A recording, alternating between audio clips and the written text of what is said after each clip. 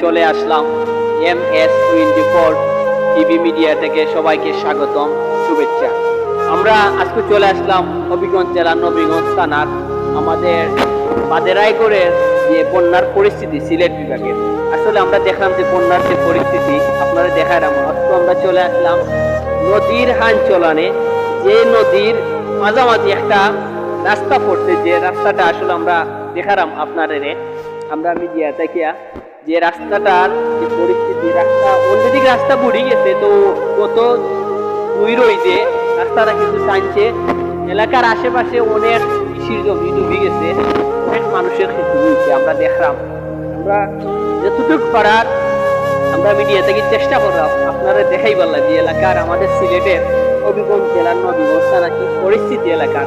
আরো আছে আশেপাশে এলাকার আরো ঘর বাড়ি আছে, দেখা যায় পানির তলে। আসলে এরা বড়